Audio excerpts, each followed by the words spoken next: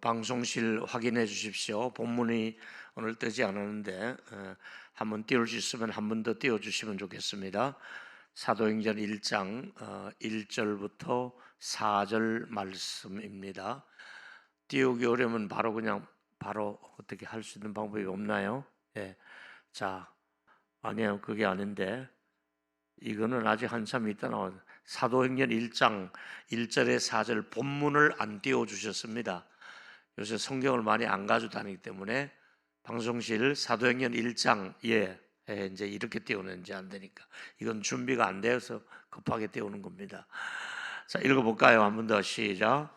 데오빌로여, 내가 먼저 쓴 글에는 물은 예수께서 행하시며 가르치시기를 시작하신부터 그가 택하신 사도들에게 성령으로 명하시고 승천하신 날까지의 일을 기록하였노라. 그가 고난받으신 후에 또한 그들에게 확실한 많은 증거로 친히 살아계심을 나타내사 40일 동안 그들에게 보이시며 하나님 나라의 일을 말씀하시니라. 사도와 함께 모이사 그들에게 분부하여 이르시되 예루살렘을 떠나지 말고 내게서 들은 바 아버지께서 약속하신 것을 기다리라. 아멘. 인사 한번 하고 말씀 나누도록 하겠습니다. 옆에 사람에게 이렇게 말씀하십시오. 하나님이 하실 일을 올해도 기대합니다. 시작. 한 번 더 하십시다. 올해도 하나님의 은혜가 우리에게 머무실 줄 믿습니다. 할렐루야. 설교를 준비하는데 이 생각이 떠올라서 제가 여기 원고에다가 그렇다, 하나님이 하실 일을 25년도에도 기대하며 살아보자. 또 하나는 원래도 하나님은 은혜를 주실 거야. 그 은혜에 대한 기대감 역시 여전히 가지고 있습니다. 그리고 그러면서 이제 제가 묵상한 것이 뭐냐면 원래도 성령께서 나를 기가 막히게 인도하시고 도와주실 것이다. 그래서 하나님이 하시는데, 은혜를 주시는데 성령께서 하실 일이 있다, 이런 생각을 하게 되었습니다. 그러면서 이제 이것이 내 혼자의 생각일까? 아닙니다. 지금 전 세계 교회가 꼭 필요한 것이 무엇일까요? 또 전 세계 그래도 깨어있는 목사님들마다 가장 원하는 게 무엇일까요? 성령께서 각 교회마다 도와주셔야 되고, 교파와 교단을 초월해서 또 교회 역사와 또 교회 모이는 회집과 또 교회 모이는 숫자와 재정에 관계없이, 건물에 관계없이 성령이 그 교회를 도와주셔야 되고, 또 그 교회를 사역하는 사역자들을 성령이 도와주셔야 된다는 거예요. 그래서 저는 이제 교회마다 나름대로 가지고 있는 좋은 전통도 있고 건물도 있고 또 프로그램도 있어요. 예배 시설도 있고 부속 시설도 있어요. 그런데 이제 교회마다 아쉬운 것은 말씀을 통해서 영적으로 소성하게 되는, 말씀은 영혼을 깨우며 각성을 시키고 소성되게 하거든요. 소생되게 하거든요. 근데 말씀이, 성령을 통해서 말씀이 소생되는 역사가 갈수록 이제 빈곤해지는 이런 상황의 시대를 우리가 살아가고 있습니다. 그래서 교회마저도 이제 성도들이 힘이 없다 보니까 갈수록 세속화되어 갑니다. 힘이 있는 사람은 그 세상에 오는 세속화를 이겨내는데, 힘이 없다 보니까 세속화되어 가버립니다. 믿는 사람과 믿지 않는 사람이 똑같이 생활하고 똑같아지는 겁니다. 생각도 삶도 믿는 사람이나 믿지 않는 사람이나 다른 구별된 삶이 없습니다. 왜 그럴까요? 성령의 도움을 받지 못하면 믿지 않는 사람하고 똑같이 살아갈 수밖에 없어요. 그런데 여러분, 현대교회 안에 꼭 필요한 게 무엇일까요? 이것은 바로 마른 뼈를 살려내는 에스겔 골짜기의 그 생기, 그냥 마른 뼈였는데 하나님이 말씀하시고 생기를 불어넣으니까 군대가 되잖아요. 이 마른 뼈 해골들이 어떻게 살아서 군대가 될 수 있느냐 이거지요. 이건 바로 하나님의 능력을, 부활의 능력을, 성령의 능력을 우리에게 보여준 그런 예언의 말씀이거든요. 우리가 왜 성령의 역사를 사모해야만 할까요? 성령님의 도움 없이는 하나님을 기쁘시게 할 수가 없습니다. 뭐 조금 흉내 낼 수 있겠지요. 인위적으로 좀 어떻게 할 수 있겠지요. 그러나 여러분, 성령이 도와주시면 하지 말라 그래도 하나님을 기쁘시게 하려고 밤잠 없이 하나님을 기쁘시게 하는 데는 물질 들이고 시간 들이는 일이 아깝지 않습니다. 성령이 도와주시니까 하나님을 기쁘게 하려고 막 자원하는 심령이 일어나게 되거든요. 그래서 성령의 도움이 필요한 거예요. 그리고 성령이 도와주셔야만이 우리가 하나님의 뜻을 이룰 수가 있는 거예요. 내 힘으로 하나님의 뜻을 이루려고 하니까 안 되는 거예요. 힘들어요. 하기 싫어요. 거부하고 싶어요. 그런데 성령이 도와주시면 하나님의 뜻을 이룰 수 있도록 성령이 나를 그쪽으로 감동을 주시고 이끌어주기 때문에 하나님의 뜻은 성령 받은 사람이라야 그 뜻을 기쁨으로 이겨나갈, 감당할 수 있는 줄로 믿습니다. 하나님의 뜻은 성령을 받아야 그를 통해서 이루어 가시는 거예요. 또 성령의 역사가 아니고는 주의 일을 힘있게 감당할 수가 없어요. 저도 이제 주로 제가 만나는 사람들이 목회자들이잖아요. 근데 그 힘이 없어 쭉 처져 있는 목사님들, 아주 주일날이 오는 것이 곤욕스럽고 예배 시간이 다가오면 도망치고 싶을 정도로 무기력한 목사님들도 만나봐요.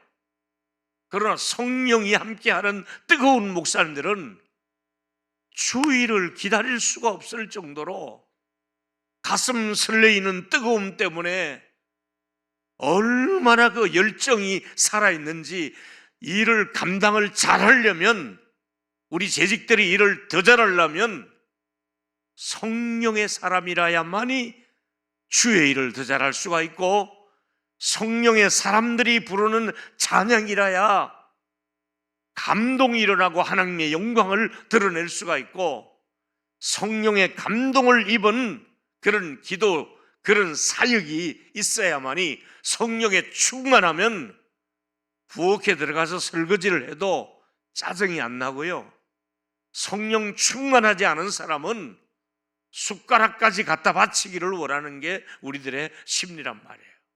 성령이 함께 하느냐 안 하느냐가 사역에 얼마나 중요한 그 원동력이 되는지 몰라요.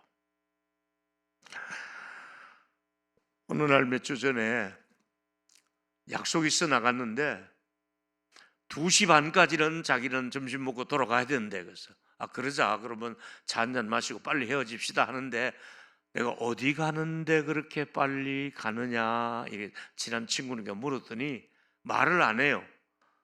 근데 너 수상하다, 왜 말을 안 하냐 그러니까 그제서야 나 오살리 금식기도원 갈 거야. 야, 그거 가는데 왜 말을 안 하냐 그러니까 그냥 요새 왔다 갔다 한대. 야, 그거 좋은데 같이 가자. 그래서 내가 그 무리를 이끌고 한 차로 같이 가자. 연초고 하니까 우리가 얼마나 좋으냐. 누가 어떻게 하는지도 모르고 갔는데 몇천 명이 오살리 금식기도원에서 은혜를 받고 있더라고요. 또 마침 그 말씀을 굉장히 능력 있게 전하는 분이 오셨더라고요. 너무너무 은혜가 되는 거야.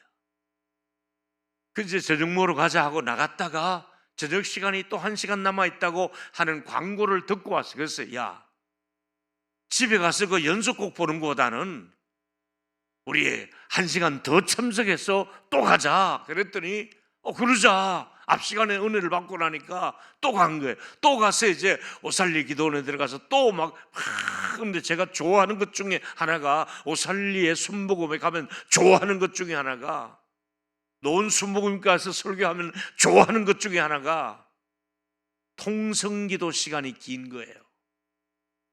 기도하자는 말을 많이 하는 것이 아니라 기도 시간을 많이 주는 거예요. 30분을 기도하게 하는 거예요. 그냥 기도합시다 하고 그냥 30분 기도 시간을 주는 거예요. 그런데 거기서 마음이 뜨거워지기 시작하는 거예요. 모두가 뜨겁게 기도하니까 막 제 마음이 다시 또 뜨거워지고, 그 10대, 20대 초반에 그 뜨거웠던 열정이 막, 제가 북한 선교할 때 기도했던 기도 운동, 그 뜨거운 열정이 또 막 내 안에 불꽃이 또 타기 시작하는 거예요. 거기다 한 수 더 떠서 안수 받을 사람은 앞으로 나오라는 거예요. 제가 여러분 원로 목사 아닙니까? 제가 그 순간에는 그냥 어린아이로 돌아가서 그 앞으로 뛰어나가서 또 옆에 있는 목사님 보고 데려가서 무릎을 꿇고 그분에게 제가 안수를 받습니다. 또 안수를 받았더니 그 밑에 또 다른 부목사님들이 또 와서 안수를 또 합니다. 그 밑에 또 다른 연습 목사님들이 또 와서 합니다. 3사람이 와서 제 머리에다 대고 안수하는데 제가 겸손하게 하나님의 은혜를 사모하며 안수를 또 받고 또 받고 또 받았어요. 2,000명이 다 나가서 차례대로 안수를 받는데요. 제가 왜 이런 얘기 하느냐 하면, 제가 그만큼 목마르게 사모하는 게, 성령님이 말씀을 통해서 내게 오실 수도 있고, 또 어떤 그 영적인 통성기도와 찬양 시간에도 내게 임할 수가 있고, 때로는 충만한 분들이 내게 안수를 해주면 또 성령이 나에게 더 임하기 때문에, 그래서 저는 굉장히 올 한 해의 목적을, 제 설교에 가지고 있는 큰 주제가 성령님을 사모하면서 성령에 관한 설교를 해야겠다, 다시 성령으로 영적인 무장을 해야겠다, 이것이 이제 올해 저의 사역에 가지고 있는 큰 그림입니다.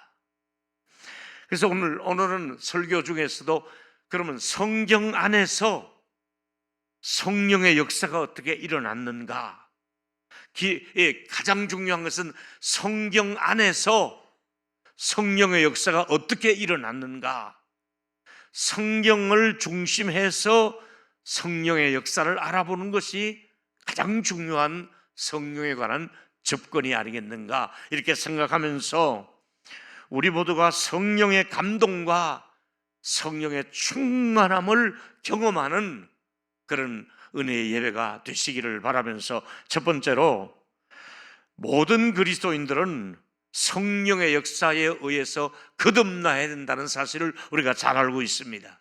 요한복음 3장 5절에 보니까 예수께서 대답하시되 진실로 진실로 강조합니다. 내게 이르노니 사람이 물과 성령으로 나지 아니하면 하나님의 나라에 들어갈 수가 없느니라. 다시 말합니다. 성령과 관계없이는 하나님의 나라를 생각하지 말아라. 성령님과 함께하는 사람이라야만이 하나님의 나라를 그가 상속을 할 수가 있다는 말씀입니다. 성령은 사람을 다시 살리는 영이기 때문에 그렇습니다. 성령님이 직접 우리 안에, 우리 몸 안에, 여러분의 몸 안에 이미 성령이 들어와 계시는 것이지요. 로마서 8장 14절과 15절을 같이 읽겠습니다. 시작. 무릇 하나님의 영으로 인도함을 받는 사람은 곧 하나님의 아들이라.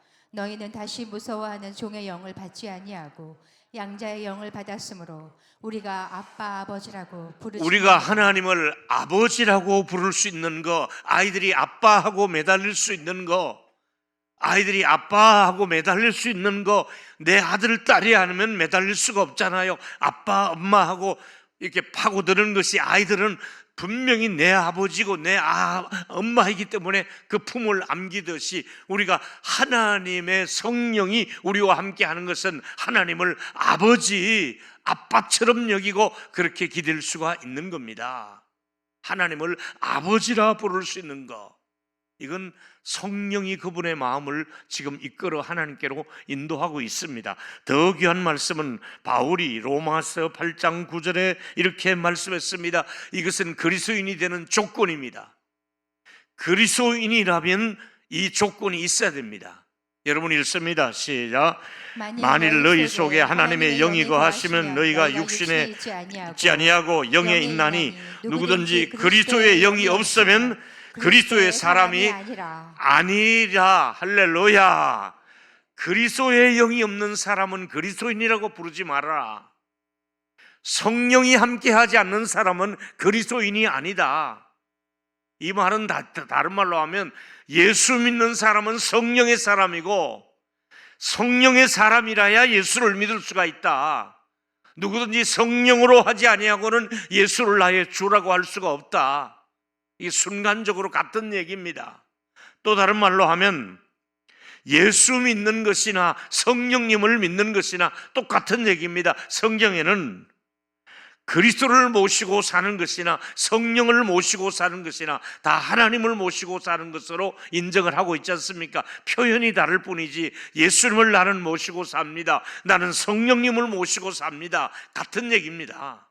그렇다면 여러분, 예수님께서 이제 제자들의 곁을 떠나야 할 시점이 올 때에 한 3년 같이 계시다가 십자가 지실 일을 놓고 제자들을 두고 떠나가야 될 시점에 예수님께서 제자들에게 설교하신 것 중에 이런 말을 하고 있습니다. 요한복음 14장 16절에 보니까 내가 아버지께 구하겠으니 그가 또 다른 보혜사를, 자기 아닌 다른 보혜사를 너희에게 주사 영원토록 너희와 함께 있게 하리라. 나는 너희들의 곁을 떠나지만은 나보다도 나 아닌 보혜사 성령이 여러분 곁에 와서 여러분을 영원히 떠나지 않게 하실 것이다, 이렇게 말씀을 하니까 바울은, 그리고 이 말씀을 우리 안에 어떤 역사로 얘기하고 있습니까? 우리 안에 이미 성령이 오셔서 그리고 피로 값주고 나를 사시고 내주하고 계신다고 말씀하고 있습니다. 자, 같이 읽습니다. 고린도전서 6장 19절입니다. 잘 아시는 말씀입니다. 시작.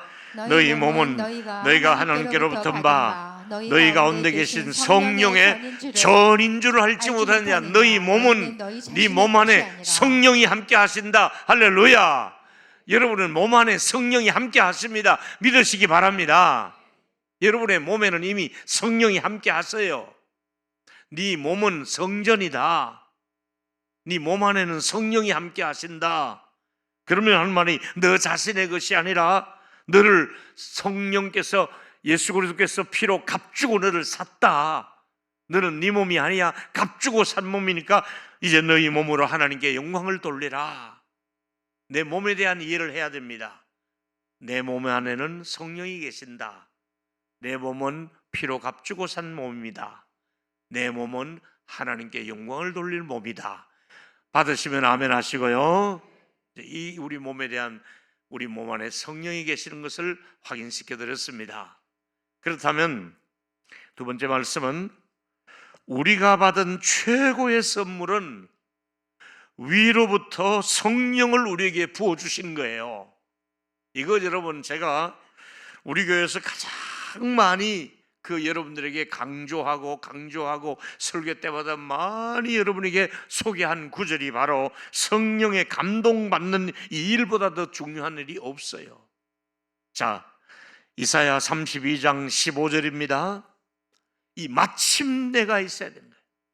이사야 32장 15절에 보니까 마침내 위로부터 영을 우리에게 부어주리니, 여러분, 마침내 영을 우리에게 부어주셔야 되는 거예요. 부어주리니 광야가 변하고 아름다운 밭이 되고 아름다운 밭이 숲이 되리라. 자, 방송실 또 밭에 나와요. 찾으세요. 빨리 찾으세요. 이사야 32장 15절 말씀 같이 읽겠습니다. 이사야 32장 15절. 마침내 위에서부터 아니요, 방송실 나올 때까지. 이게 실수가 가끔 있어요. 이 나오네 해놨는데 왜 이렇게 써요? 지금 뭐 주무시고 있나? 방송실 왜 저래요? 방송실 잘 해주세요. 부탁해요. 나중에 맛있는 거 사드릴게 내가. 마침내 시작. 마침내 위에서부터 영을 우리에게 부어주시리니 광야가 아름다운 밭이 되며 아름다운 밭을 숲으로 여기게 되리라. 자, 잠깐만 스톱해 놓으세요. 제가 왜 자꾸 이 구절을 우리 교회 안에 설교 때마다 소개합니까? 우리에게 성령은 부어주시는 거예요. 위로부터 주는 선물이에요. 아멘. 위로부터 부어주시리니, 그러니까 성령이 부어주셔야 그 다음에 광야가 아름다운 밭이 되고 그 다음에 숲이 되는 것이지, 그냥 놔두면 광야예요. 쓸모없는 모래땅 광야예요. 근데 마침내 위로부터 부어주면 그게 밭이 되고 숲이 되는 것처럼 우리를 하나님이 그냥 놔두면 자연인으로, 타락한 사람으로, 죄인으로 그렇게 살아갈 수밖에 없는데, 쓸모없는 우리들에게 성령을 부어주시면 아름다운 마음의 밭이 우거지고 아름다운 영적인 숲이 우거집니다. 성령을 우리 마음에, 여러분의 삶 속에 부어주시기를 축복합니다. 성령을 부어주셔야 돼요. 그리고 이 명절이 다가오는데 여러분 자손 자녀들을 축복하고 싶었습니다. 이사야 44장 3절을 같이 보겠습니다. 나는 시작.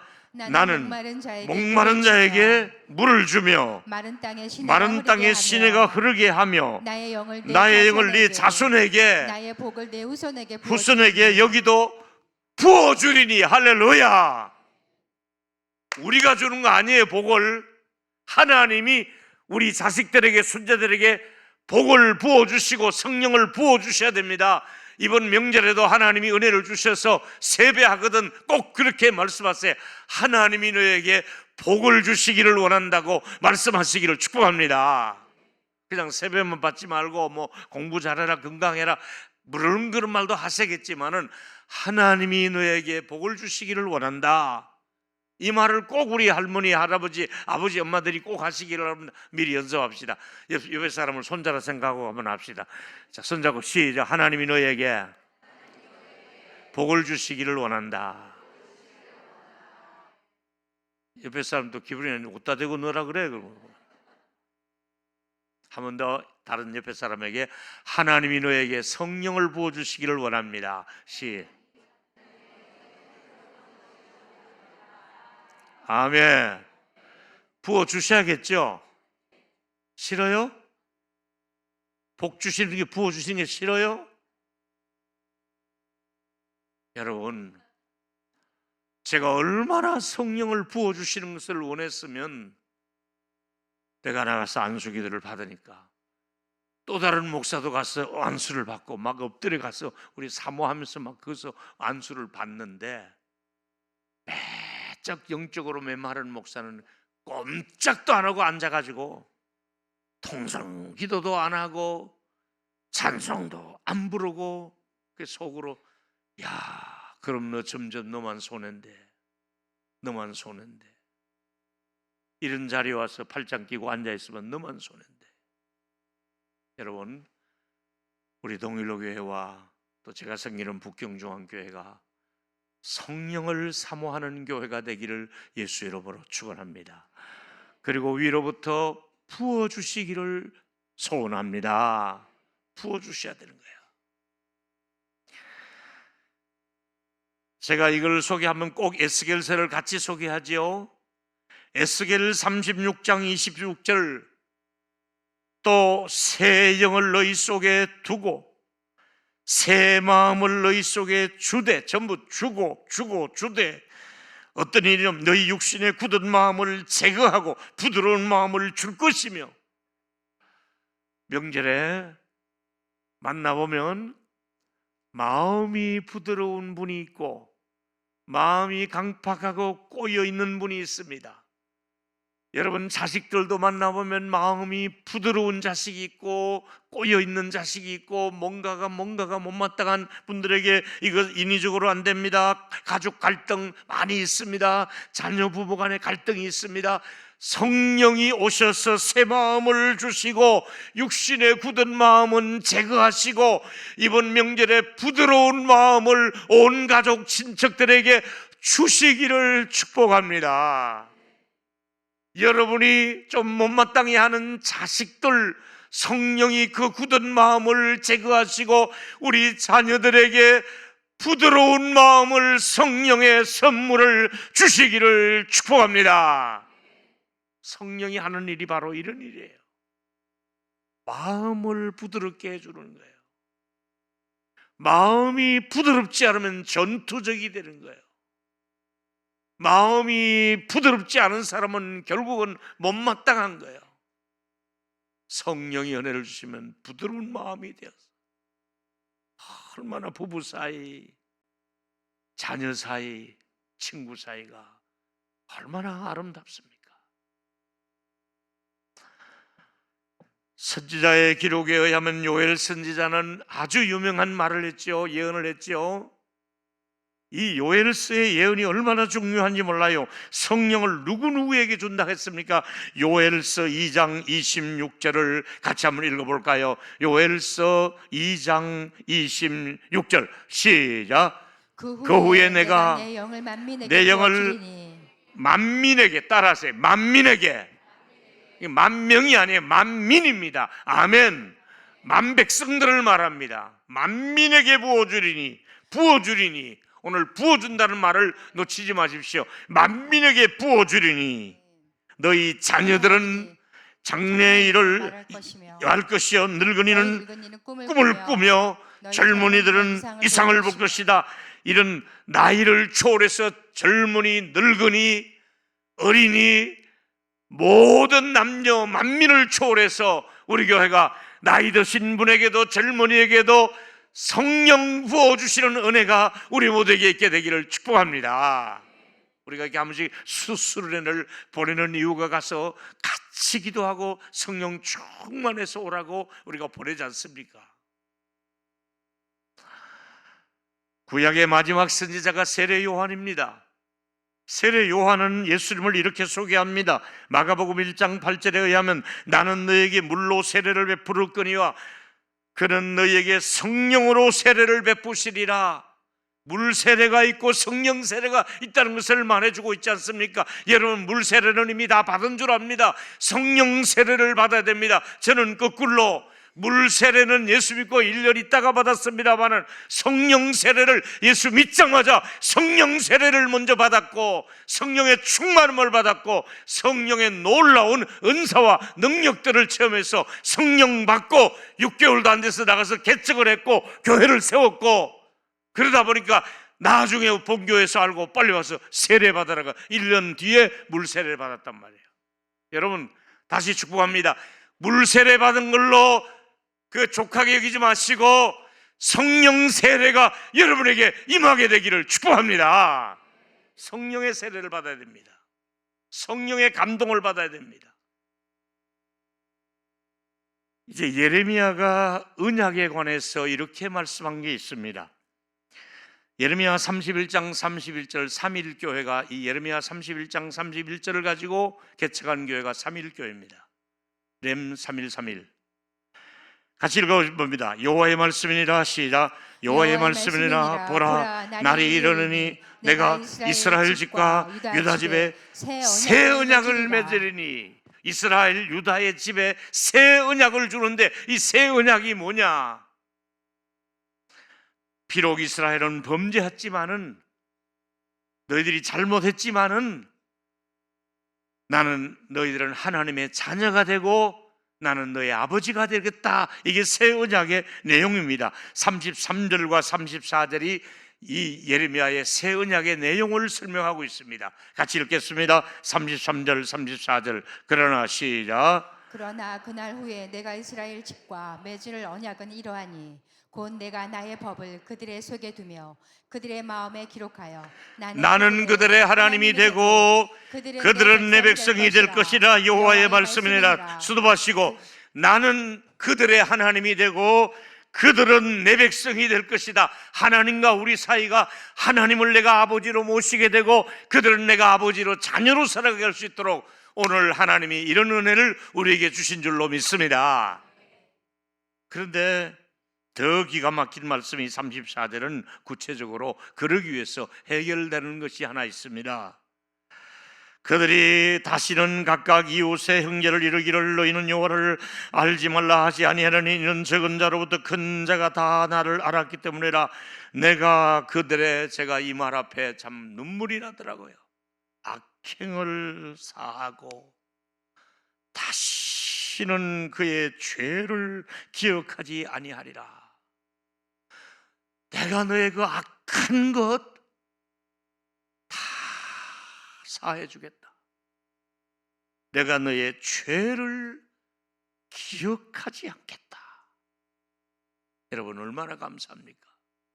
여러분의 지난날의 모든 악한 것을, 그리고 여러분의 죄를 기억하지 않고 용서하는 것이 하나님의 언약인 줄로 믿기를 바랍니다. 이게 새 언약입니다. 이 새 언약을 완성하시려고 예수님이 십자가에 피 흘려 죽으셨습니다. 이 새 언약의 완성이 예수님 때문에, 마태복음 28장 28절입니까? 26장 28절 같이 읽습니다. 시작. 이것은 죄 사함을 얻게 하려고 많은 사람을 위하여 흘리는 바 곧 나의 피 곧 언약의 피니라. 예수님이 피 흘린 것은 언약을 이루는 피다. 약속을 이루는 피다.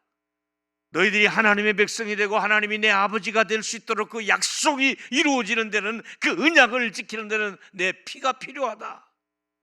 내 피로서 이 언약을 마무리한다. 내가 피를 흘려 죽음으로 이 약속을 이룬다. 이러면서 예수님이 피를 통해서 언약을 성취를 하신 것입니다.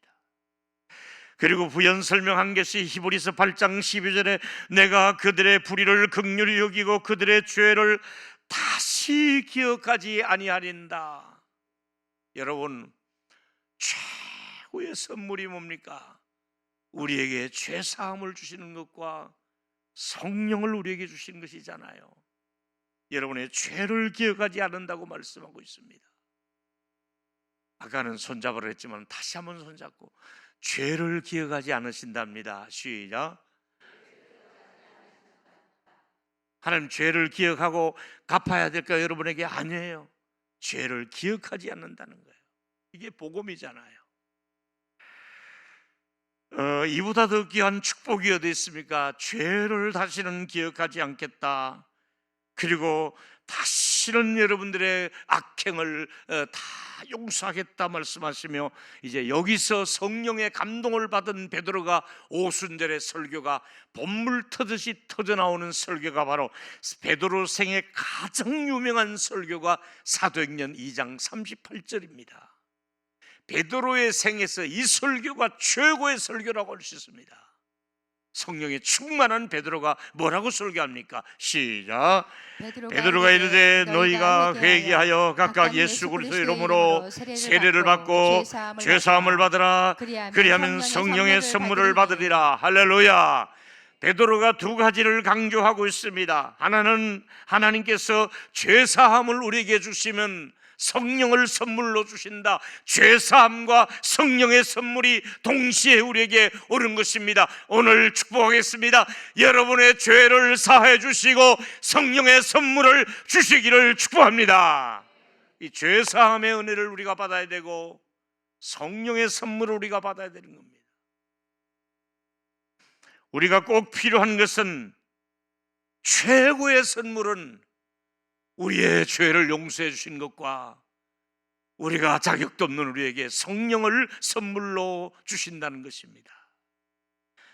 그리고 이제 사도행전 가장 중요한 핵심은 사도행전 오늘 1장 4절이 성령이 이루어지네 저기 이루기 전에 직전의 모습입니다. 사도행전 1장 4절 같이 한 번 더 사도행전 1장 4절을 읽겠습니다. 사도와 함께 모이사 그들에게 분부하여 이르되 예루살렘을 떠나지 말고 내게 들은 바 아버지께서 약속하신 것을 기다려라. 아버지가 약속하신, 그래서 오늘 설교 제목이 여기서 나왔습니다. 약속하신 선물, 아버지가 우리에게 주시겠다고 약속한 선물을 기다려라.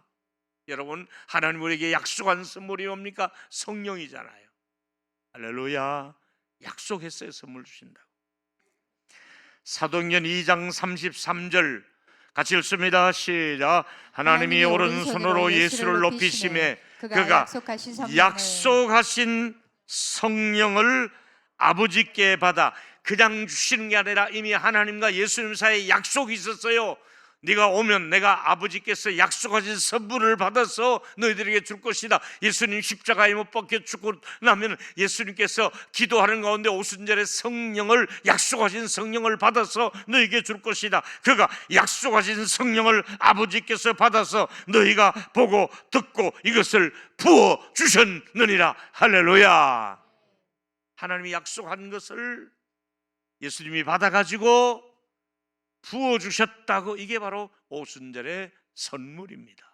자, 그렇다면 이 약속이 언제까지 유효기간입니까? 이 약속의 유통기한이 언제까지입니까?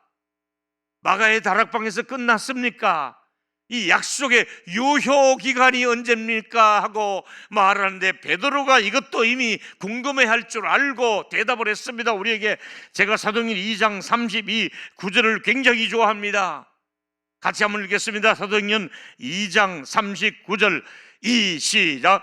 이 약속은 너희와 너희 자녀와 먼 데사람 곧 우리 주 예수 하나님이 얼마든지 부르는 자들에게 하신 것이라. 할렐루야. 이 약속은 너에게도 한다. 너의 자식도 할 수 있다. 너의 후손들에게도 가능하다. 너하고 멀리 떨어진 사람에게도 가능하다. 몇천 년 뒤에도 가능하다. 얼마든지 가능하다. 성령의 선물은 얼마든지 가능하다. 얼마든지 우리 동일로교회도 성령을 선물로 줄 줄로 믿습니다. 얼마든지 가능한데 왜 성령의 역사를 제한합니까? 얼마든지 이 약속은 유효기간이 있는데 아직까지. 그래서 유대인들의 제자들에게만 임했던 이 처음의 성령이, 유대인들에게만 임했던 이 성령이 드디어 로마 장교 고넬료의 가정에 성령이 들어가게 됩니다. 베드로는 안 가겠다고 버티는데 성령이 가게 하셔서 이제 가게 됩니다.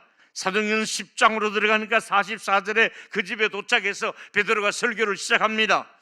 베드로가 이 말할 때 10장 44절 성령이 모든 말씀 듣는 사람에게 내려왔습니다. 말씀 들으면 성령이 내려옵니다. 할렐루야. 말씀을 들어야 성령이 내려옵니다.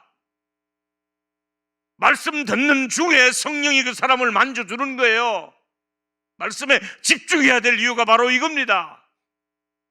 성령이 말씀 듣는 중에 내려오시니 베드로와 함께 할례받은 사람들이 이방인의 집에 성령 부어주심으로 놀라니, 성령 부어주시니까 이방인들에게도 성령을 부어주니까 같이 갔던 유대인들이 놀래가지고 그 다음에 무슨 일입니까? 이 새로 방언을 말하면 성령 받으면 방언이 터집니다. 거의 성령의 은사와 능력이 나타나면 초기에 방언이 일어납니다. 저도 처음부터 방언이 터지더라고요. 내 의지와 관계없이 내가 알아들을 수 있는 말이 막 터져 나오더란 말이죠. 성령을 통해서 방언이 일어나고, 그 다음에 하나님을 높이게 되고, 베드로가 이 사람들이 우리와 같이 성령을 받았으니 능히 물로 세례 주문을 그 말이야 드디어 이방인에도 세례를 주기 시작합니다. 그런데 이것은 아주 문제가 됩니다.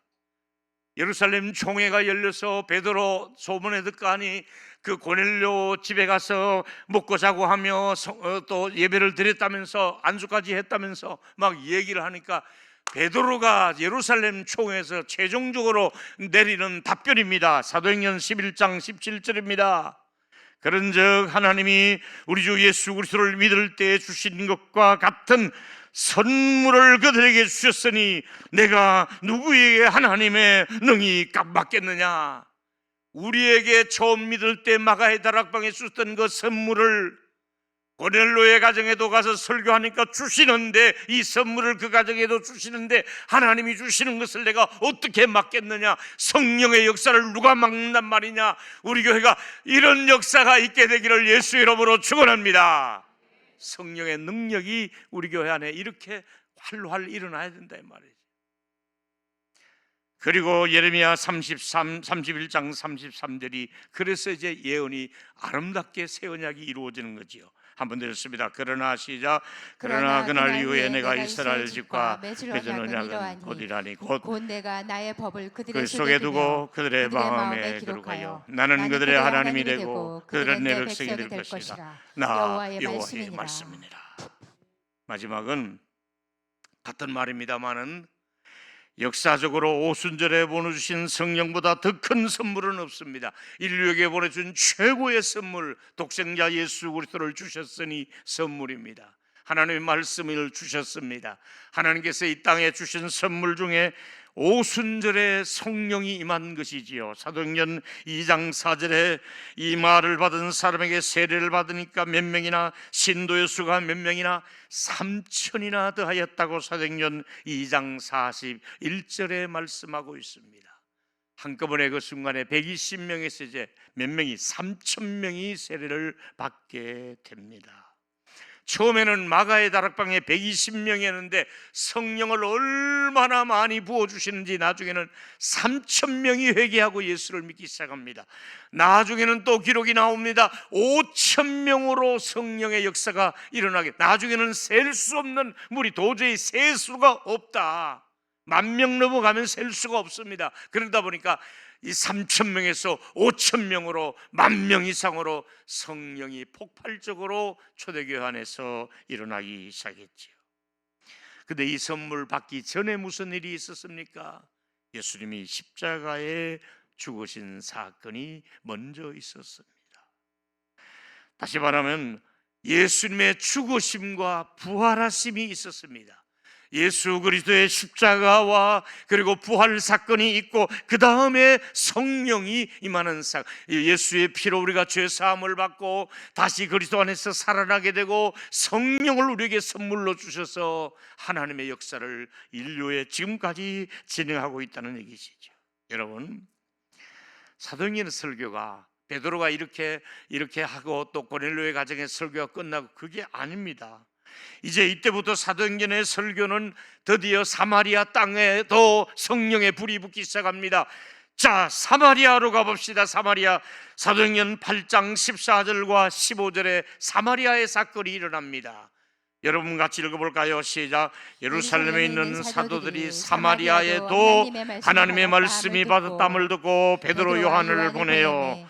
내가 그들에게 내려가서 그들을 위하여 성령 받기를 기도하니, 사마리아가 벌써 성령에 의해서 그 무시했던 사마리아 사람들이 성령을 받고 일어나기 깨어나기 시작합니다. 16절에 보니까 이는 아직도 한 사람에게도 성령 내리신 적이 없었습니다. 오직 예수 그리스도 이름으로 이 물세례만 받은 사람들에게 다시 주 예수 그리스도의 이름으로 두 사도가 안수함에 성령을 받는지라. 우리가 때로는 성령을 받기 위해서 안수도 필요한 것입니다. 성령께서 은혜를 주셔서 여러분이 영적인 임재가 안수를 통해서도 성령의 충만함이 있게 되는 그런 역사가 있게 되기를 축원합니다. 우리가 전인 치유할 때 바로 그런 역사가 막 일어나고 했잖아요. 이제 오늘은 예루살렘에서 유다해로, 또 유다에서 예루살렘으로 복음이 확산되고 일하는 성령이 친히 하신 일을 살펴보았습니다. 성령께서 우리 동일교회 안에 임재하셔서 이제 각 사람에게 두 가지 선물을 오늘 말씀했으니까 선물을 다 받아가지고 하셨는데, 하나는 죄사함의 선물을 주시고 성령을 선물로 주시기를 예수의 이름으로 축원합니다. 따라하세요. 주여, 저에게도 죄사함을 주시고 성령의 선물을 주시고. 아멘 하시면 아멘 하시고. 수입이 적은 사람도 성령의 놀라운 은총만 있으면 얼마든지 힘있게 살아갈 수 있습니다. 건강이 모자라도, 자식들에게 문제가 있어도, 가족 간의 갈등이 있어도, 또 이 명절에 음식만 준비하지 마시고 주부들께서 음식을 만드시면서 성령이여 우리의 식탁에, 성령이여 우리 거실에, 성령이여 우리 가족들을 만날 때마다 성령이 여러분의 가족들을 만나주시고 만져주시기를 축복합니다. 결론입니다. 우리 교회를 출석하시는 모든 분들에게 하나님께서 최고의 선물을 주시기를 축복합니다. 첫째로 성령께서 도우셔서 우리 모두에게 거듭남의 선물을 주시기를 바라고, 말씀을 들을 때마다 영적으로 새로 태어나는 거듭남의 선물이 있게 되기를 소원합니다. 두 번째는 여러분이 읽습니다. 우리 모두에게도 시작. 우리 모두에게도 마침내 위로부터 성령을 부어주시길, 나에게도 성령 부어주심으로 깜짝 놀랄 만이 일어나게 되기를. 세 번째, 다 같이 우리 시작. 우리 교회 위에, 세 번째 시작. 우리 교회 위에 오순절에 성령이 임하시기를, 내 생애 최고의 설본인 성령님과 동행하는 은혜 충만한 삶이 되시기를 축복합니다.